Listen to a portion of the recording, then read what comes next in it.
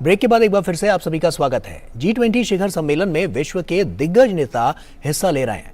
हम उन नेताओं के जीवन सफर से आपको लगातार रूबरू करा रहे हैं। इसी कड़ी में आइए जानते हैं अर्जेंटीना के राष्ट्रपति अल्बर्टो फर्नांडिस के बारे में।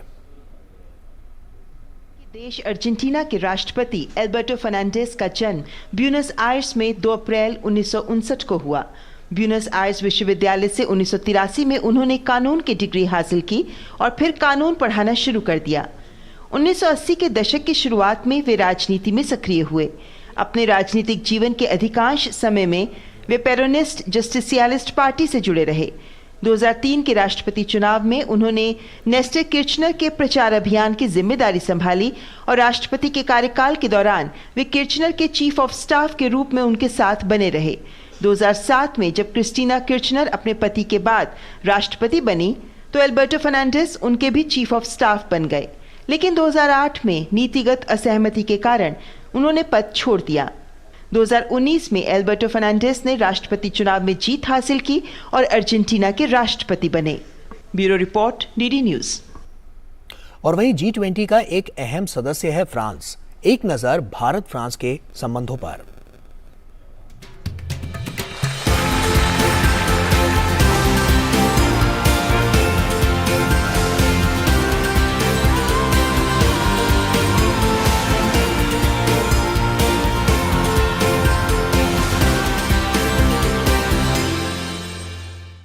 फ्रांस दशकों से यूरोप में भारत के सबसे करीबी सहयोगियों में शामिल रहा है। 1947 में भारत फ्रांस राजनयिक संबंधों की स्थापना हुई। 1998 में रणनीतिक साझेदारी की शुरुआत हुई, जिसने इसी वर्ष 25 साल पूरे कर लिए हैं। रक्षा, सुरक्षा, अंतरिक्ष और नागरिक परमाणु ऊर्जा क्षेत्र में सहयोग इसके प्रमुख स्तंभ हैं। दोनों देश आतंकवाद का मुकाबला, जलवायु परिवर्तन, हिंद प्रशांत क्षेत्र में समुद्री सुरक्षा, नवीकरणीय ऊर्जा और सतत विकास जैसे क्षेत्रों में भी मिलकर काम कर रहे हैं। अंतर्राष्ट्रीय मंचों पर भारत की बढ़ती भूमिका को फ्रांस लगातार समर्थन देता रहा है। इनमें संयुक्त राष्ट्र सुरक्षा परिषद में भारत की स्थायी सदस्यता और परमाणु आपूर्तिकर्ता समूह में सदस्यता की दावेदारी का समर्थन शामिल है। रक्षा क्षेत्र में सहयोग भारत फ्रांस रणनीतिक साझेदारी की आधारशिला है। इनमें प्रौद्योगिकी हस्तांतरण समझौते के तहत भारत में बनाई जा रही फ्रांसीसी स्कॉर्पियन पनडुब्बियां और 36 राफेल लड़ाकू विमानों की आपूर्ति शामिल है। नियमित साझा सैन्य अभ्यास और 2018 में मंत्री स्तरीय रक्षा वार्ता से भी दोनों देशों के रक्षा संबंध मजबूत हुए हैं। वर्ष 2021 से 2022 में $12.42 बिलियन के वार्षिक व्यापार के साथ फ्रांस भारत के लिए प्रमुख व्यापारिक भागीदार के रूप में उभरा है। अप्रैल 2000 से जून 2022 के बीच $10.31 बिलियन के संचयी निवेश के साथ फ्रांस भारत का 11वां सबसे बड़ा विदेशी निवेशक है। जलवायु परिवर्तन को लेकर भी दोनों देशों की साझा चिंताएं हैं। भारत ने पेरिस समझौते का समर्थन करते हुए जलवायु परिवर्तन के प्रभावों को कम करने के लिए प्रतिबद्धता जताई। साथ ही 2015 में दोनों देशों ने अंतर्राष्ट्रीय सौर गठबंधन शुरू करने में भी महत्वपूर्ण भूमिका निभाई। वर्ष 2047 भारत की स्वतंत्रता की शताब्दी के साथ भारत फ्रांस राजनयिक संबंधों की शताब्दी और रणनीतिक साझेदारी के 50 वर्षों का जश्न मनाने के लिए विशेष वर्ष है। ऐसे में दोनों देश 2047 तक द्विपक्षीय संबंधों की दिशा तय करने के लिए एक रोड मैप पर सहमत हुए हैं, जो आने वाले समय में भारत फ्रांस के द्विपक्षीय संबंधों और वैश्विक मुद्दों पर विचारों की समानता को और मजबूत करेगा।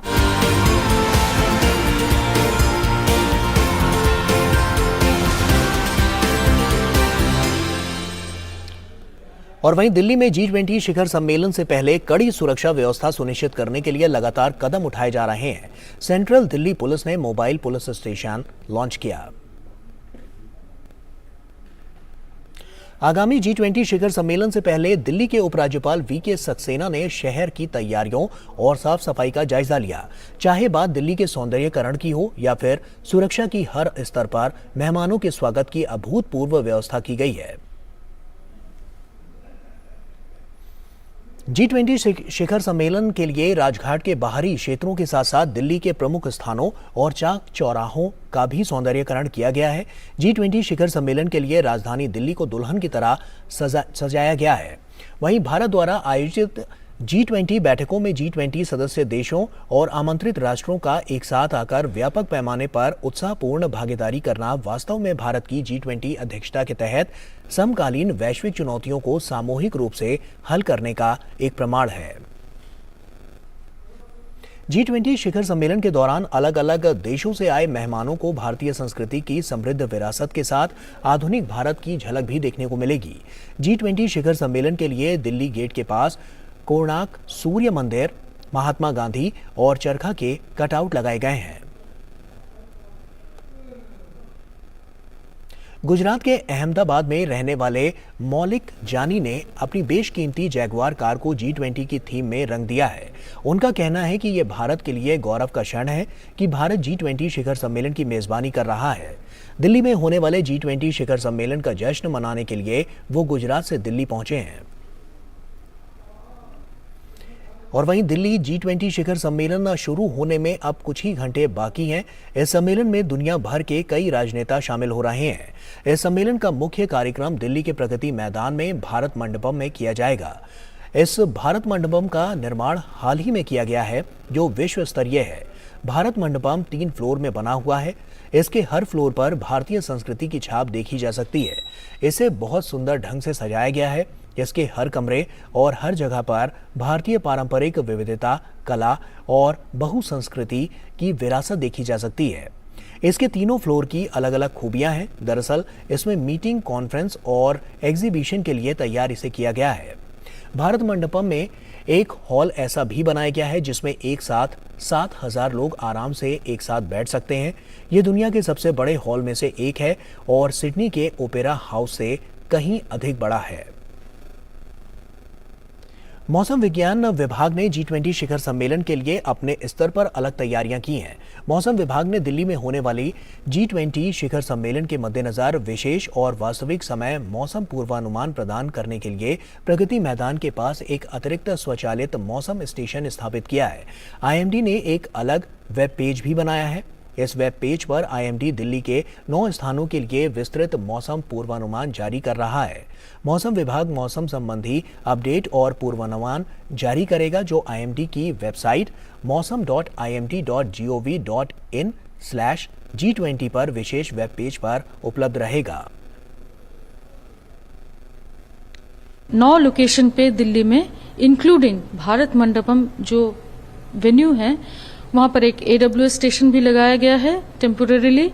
और हम ये इन 9 लोकेशंस अराउंड दिल्ली जहाँ पर हमारा एक्सपेक्टेशन है फुटफॉल ज़्यादा होगा, इन सभी लोकेशन का हम करंट वेदर दे रहे हैं। अगले 3 घंटे का नाउकास्ट दे रहे हैं। ये है मैनुअली जो जनरेट हो रहा है, प्लस हम लोग 36 आवर्स तक 3 आवरली नाउकास्ट भी 3 आवरली फोरकास्ट प्रोवाइड कर रहे हैं और अगले 7 दिन का भी फोरकास्ट प्रोवाइड कर रहे हैं। और G20 सम्मेलन के लिए दुनिया के कई देशों के मीडिया प्रतिनिधि भी भारत आ रहे हैं। भारत मंडपम जहां पर मुख्य सम्मेलन होना है, उसके बिल्कुल पास ही अंतर्राष्ट्रीय मीडिया केंद्र बनाया गया है, जो अत्याधुनिक सुविधाओं से युक्त है। यहां छोटे बड़े मीडिया ब्रीफिंग रूम भी हैं। बड़े ब्रीफिंग रूम में 300 से अधिक पत्रकारों के बैठने की क्षमता है।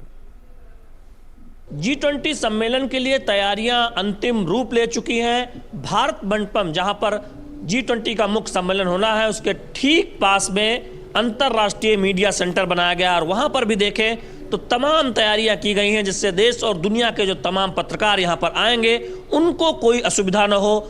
वर्किंग स्टेशन बनाए गए हैं, चार्जिंग पॉइंट्स हैं, कियास हैं, उनकी सूचना के लिए तमाम जानकारियां वहां पर है। मीडिया ब्रीफिंग हॉल है, 1-to-1 इंटरव्यू के लिए अलग हॉल बनाए गए हैं और इसके साथ ही साथ छोटे बड़े कई मीडिया ब्रीफिंग रूम बनाए गए हैं, जहां पर पत्रकारों को जानकारी दी जाएगी, जरूरी सूचना बताई जाएगी। तो इस वक्त हम मौजूद हैं सबसे बड़े मीडिया ब्रीफिंग हॉल में, जो अंतर्राष्ट्रीय मीडिया सेंटर में बनाया गया है। 300 पत्रकारों की यहां पर बैठने की व्यवस्था है, क्षमता है। तो सुनिश्चित यह किया गया है कि पत्रकारों को कोई दिक्कत न हो, देश और दुनिया जान सके कि G20 सम्मेलन में कितनी महत्वपूर्ण बैठकें हो रही हैं और यहां से जो संदेश निकले उस बारे में देश और दुनिया जान सके। तो अंतर्राष्ट्रीय मीडिया सेंटर तैयार है देश और दुनिया के पत्रकारों का स्वागत करने के लिए। कैमरामैन संजीव के साथ शैलेंद्र मिश्र, DD न्यूज, दिल्ली। और वहीं दुनिया के अलग अलग भाषाओं को जानने वाले लोग कैसे एक दूसरे से संवाद कर सकते हैं, एआई के जरिए कैसे इसे आसान बनाया गया है, अंतर्राष्ट्रीय मीडिया केंद्र के डिजिटल जोन में इसे दर्शाया गया है। तकनीक के क्षेत्र में भारत एक बहुत बड़ी सफलता हासिल कर चुका है और यहाँ अलग अलग आप देखें डिजी लॉकर है, इसके साथ ही साथ जो नई पहल है उसको दर्शाया गया है। हम आए हैं यहाँ भाषिनी।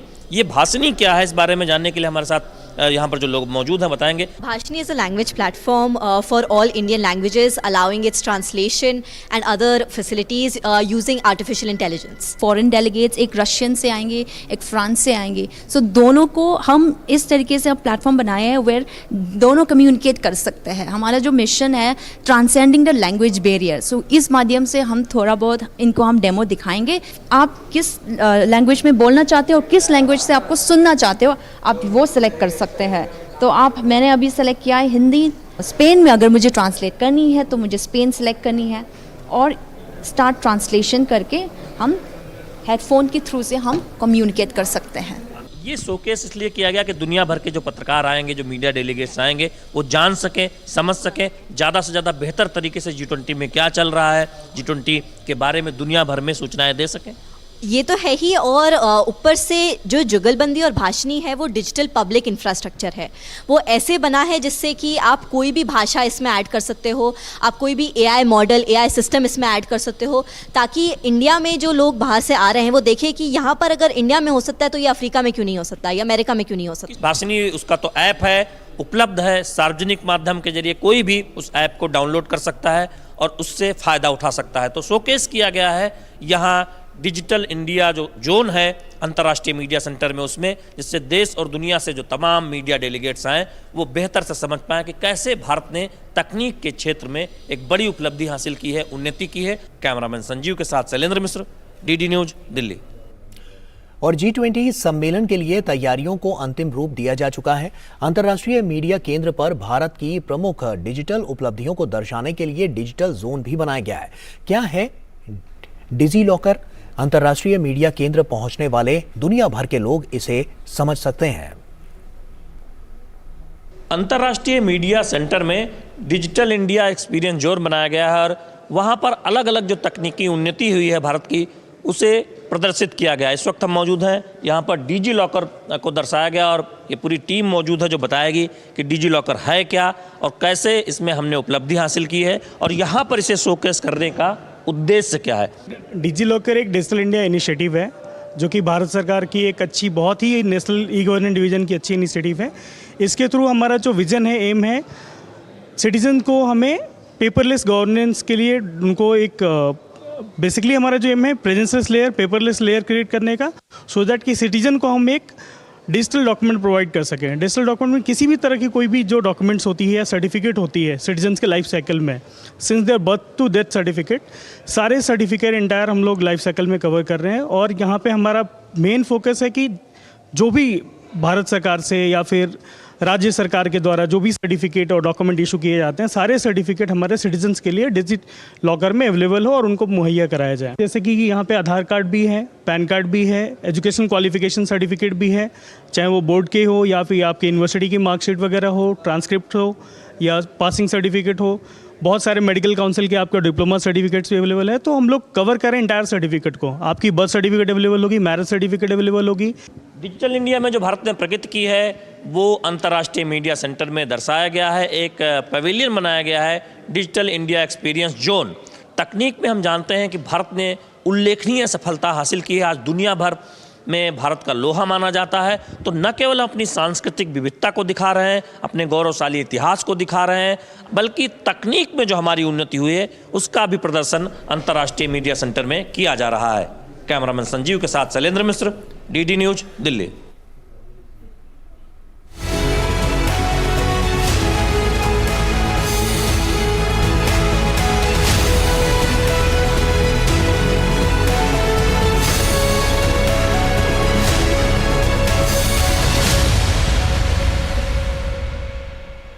तो ये थी G20 से जुड़ी हुई खबरें और आइए अब एक